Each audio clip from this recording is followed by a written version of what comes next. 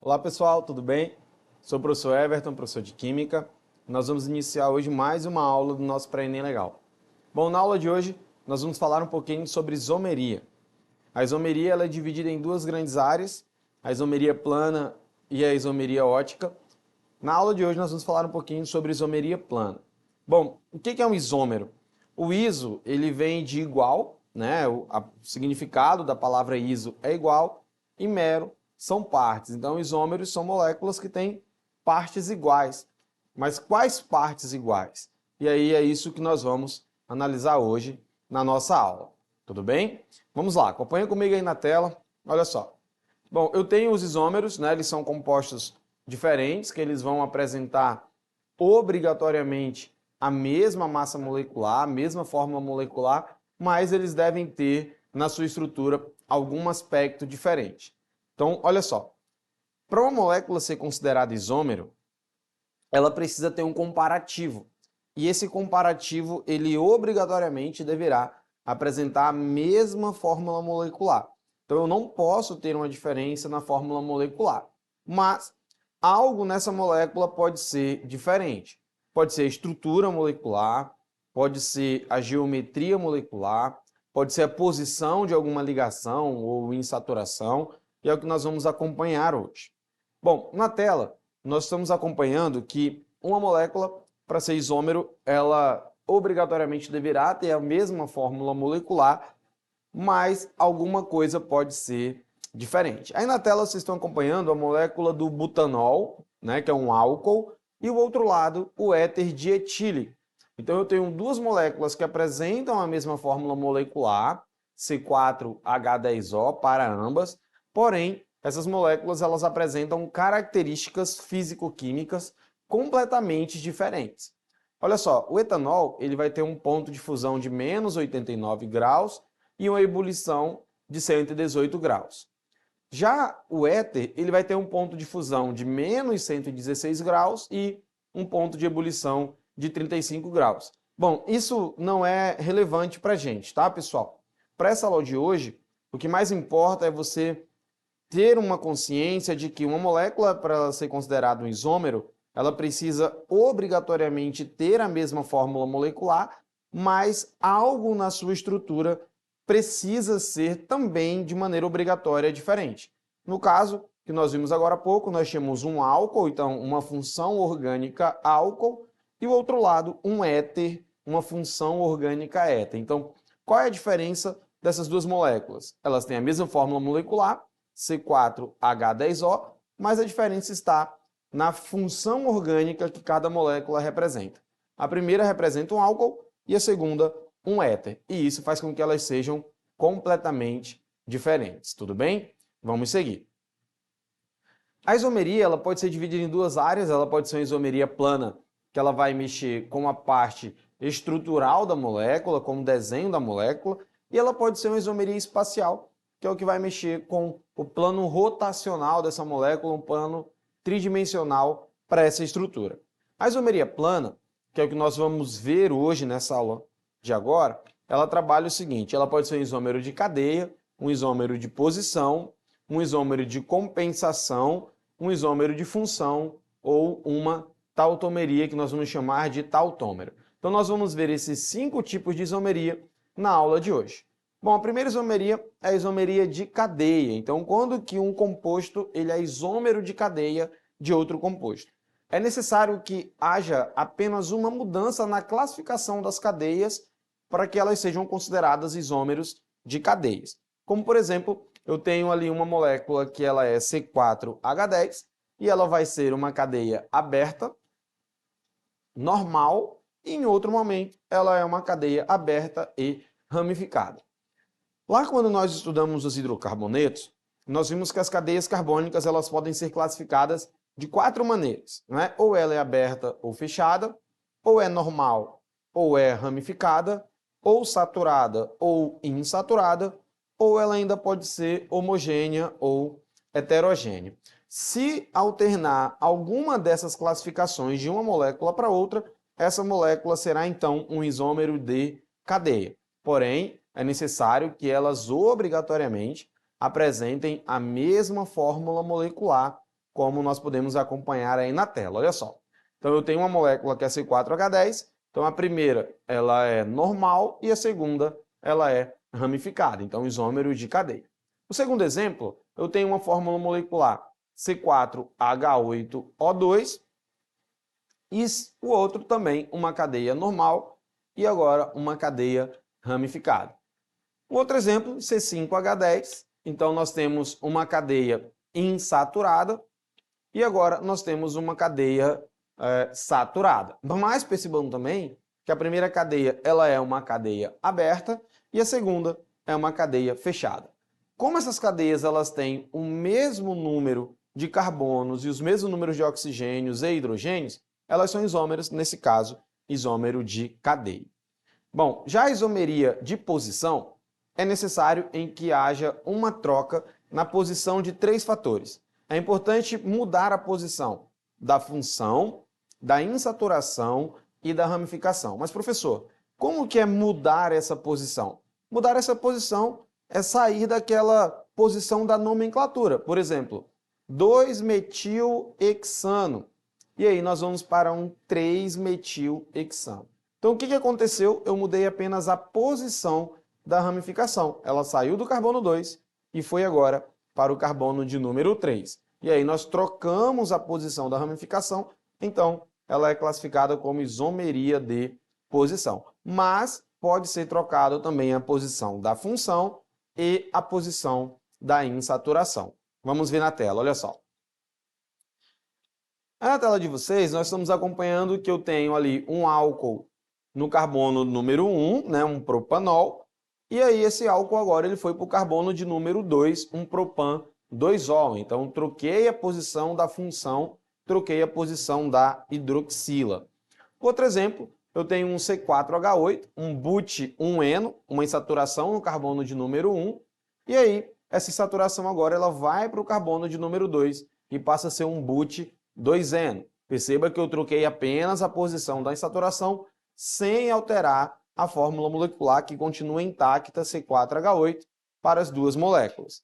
Um outro exemplo, eu tenho um C4H6Cl, uma cadeia onde eu tenho os cloros na posição 1 e 2, e quando eu vou para a segunda cadeia, eu troco esses cloros agora para a posição 1 e 3. Então, eu também tenho isômero de posição, tá? Então, trocou um desses fatores, ramificação, insaturação e função, a molécula ela vai ser classificada como isomeria de posição.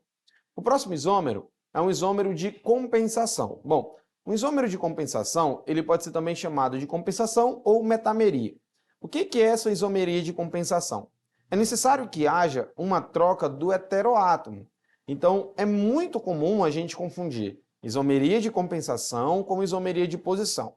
Porque na compensação também se troca de posição, mas é necessário que essa posição que seja trocada seja a posição do heteroátomo. Então, para sua cadeia ter uma isomeria de compensação ou uma metameria, é necessário que essa cadeia primeiro seja uma cadeia do tipo heterogênea, tá? É necessário que tenha na estrutura dessa cadeia um heteroátomo. Então, como que fica uma cadeia que apresenta isomeria de compensação? Olha só, tem uma molécula, C4H11N, perceba que a fórmula molecular não muda, ela não é alterada, e aí eu tenho um nitrogênio no carbono de número 1, sendo um heteroátomo, e quando eu vou para a segunda cadeia, esse nitrogênio ele passa para o carbono de número 2. Então perceba que houve uma troca na posição do heteroátomo. Quando isso acontece, nós temos uma compensação ou uma metameria. Mas reforçando, é necessário que haja a troca do heteroátomo. Próximo exemplo, nós temos um C4H10O.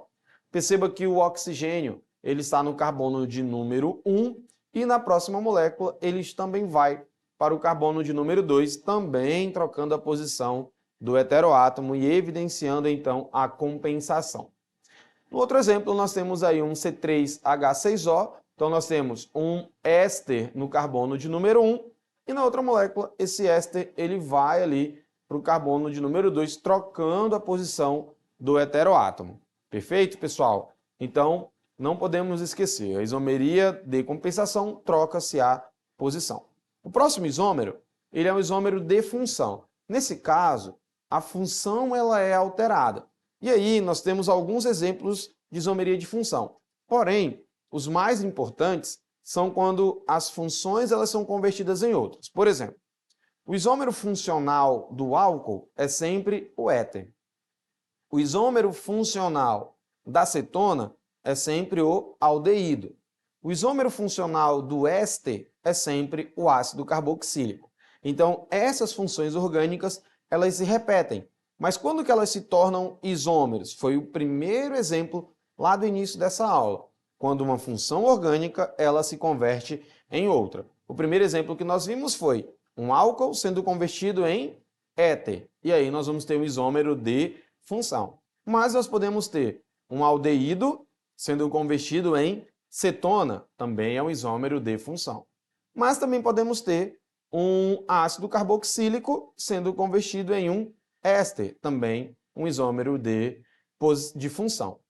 Se você ainda tem dúvida sobre as classificações das funções orgânicas, nós já temos uma aula disponível. Tá? Essa aula está nas nossas plataformas, então acesse nossas plataformas, assista a aula de funções orgânicas oxigenadas e nitrogenadas, e aí a gente consegue compreender perfeitamente como que essa isomeria de função ela funciona. Então, de modo geral, a isomeria de função é necessário que haja a troca de uma função orgânica. Como eu falei para vocês, o álcool pode virar um éter, como um aldeído pode virar uma cetona e como um ácido carboxílico pode virar um éster, perfeito? E aí nós temos um isômero de função.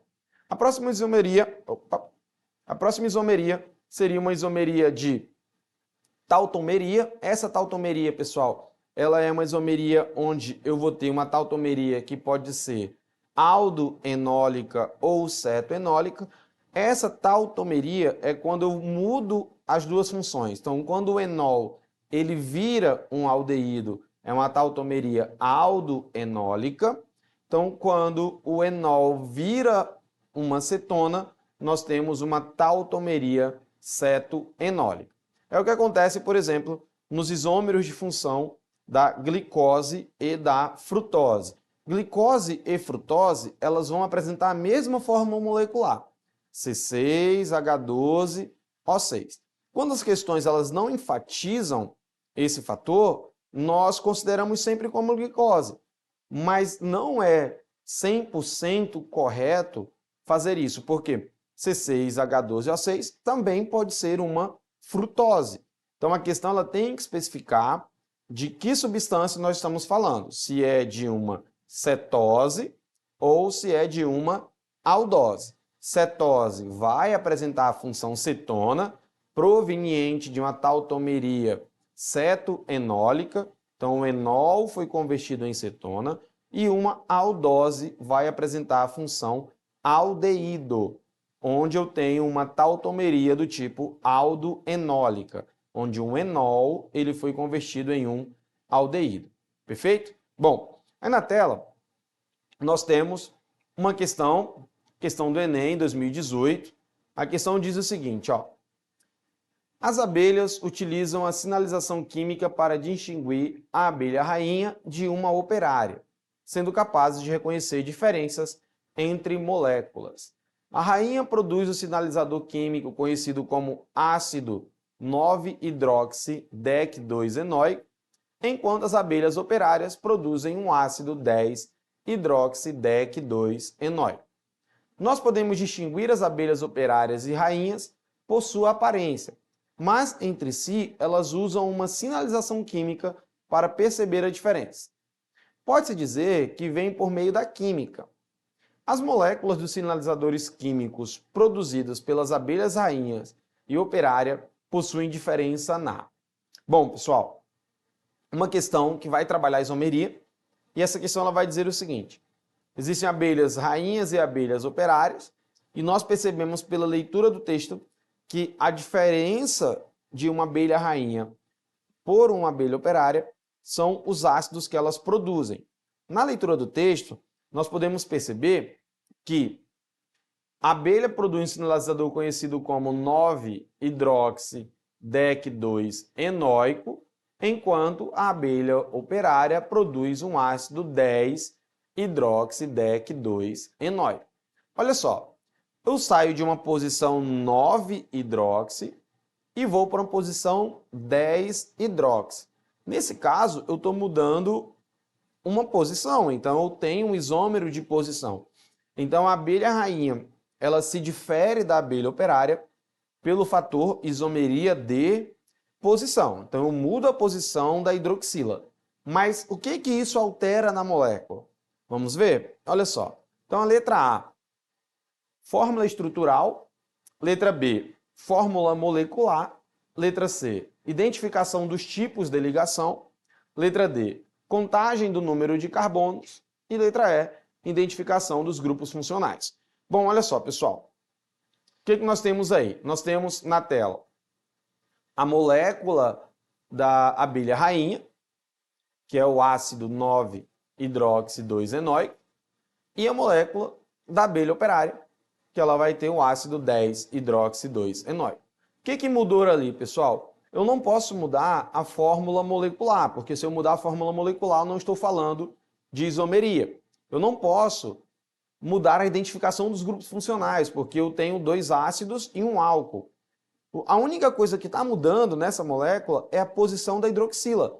Perceba ali que na abelha rainha a hidroxila está no carbono de número 9 e na abelha operária a hidroxila está no carbono de número 10. Logo, nós vamos ter uma mudança na fórmula estrutural, que é o que a isomeria traz para a gente. Ela não muda a fórmula molecular. Ela muda apenas a fórmula estrutural. Nesse caso, para ser bem específico, nós temos uma isomeria de posição, tá? Está mudando apenas a posição da função, no caso, a posição da hidroxila, que simboliza a função álcool. Perfeito? Então, letra A, nosso gabarito. Vamos à próxima questão. Então, a próxima questão, ela diz o seguinte. É uma questão do nosso livro 2, tá? Nosso livro 2. Essa questão é a questão número 6 e ela pode ser encontrada na página 202. Vamos lá, então. O alecrim de serrote é uma espécie endêmica do semiárido nordestino e distribui-se amplamente dentro da caatinga. A planta possui grande resistência à seca e às altas temperaturas, somente perdendo as folhas após um longo período de estiagem. Suas folhas são bastante usadas nas infecções da garganta e da boca e no tratamento da acne e caspa. São ricas em um óleo essencial que apresenta forte ação antimicrobiana contra fungos e bactérias devido à presença dos nanotorpenos aromáticos isoméricos carvacol e timol. O carvacol e o timol são isômeros D. Então, mais uma questão que vai trabalhar a isomeria. E aí nós temos a molécula do carvacol e a molécula do timol. Então, essas duas moléculas estão presentes no alecrim de serrote. Ao analisar as duas moléculas, elas podem ser isômeros de que tipo? Então, a letra A vai dizer o seguinte, isomeria de cadeia, a letra B, isomeria de função, letra C, isomeria de posição, letra D, tautomeria e letra E, composição. Bom, a letra A, isômero de cadeia. Estamos percebendo aí alguma mudança na estrutura da cadeia do carvacol e do timol? Dá para analisar alguma diferença? Olha só na tela, as moléculas elas parecem ser idênticas, né? Eu não vejo ali funções nenhuma. Eu tenho carbonos, eu tenho ali a função fenol, então as duas moléculas têm a função fenol. Isômero de função, letra B. A função ela é a mesma para as duas moléculas, ó. Tanto o carvacol quanto o timol, eles têm isômero, mas a função ela é a mesma, é a função fenol, hidroxila aromático. Letra C, posição. Conseguem perceber que a hidroxila ela troca de carbono, né? Então, quando eu troco a hidroxila de lugar, eu estou trocando a função de lugar. Então, eu tenho o isômero de posição. Então, tá aí nosso gabarito, pessoal. Uma questão tranquila, só analisando a estrutura molecular, apresenta a mudança de posição da hidroxila, então nós temos um isômero de posição. Tautomeria não é, porque eu não tenho um enol virando cetona ou virando aldeído, e compensação, eu não tenho um heteroátomo mudando de lugar. Por isso que nosso gabarito ele é letra C. Tudo bem, pessoal? Então, essa foi nossa aula de hoje. Obrigado por ficarem até aqui. Para essas e outras aulas, acessem nossas plataformas.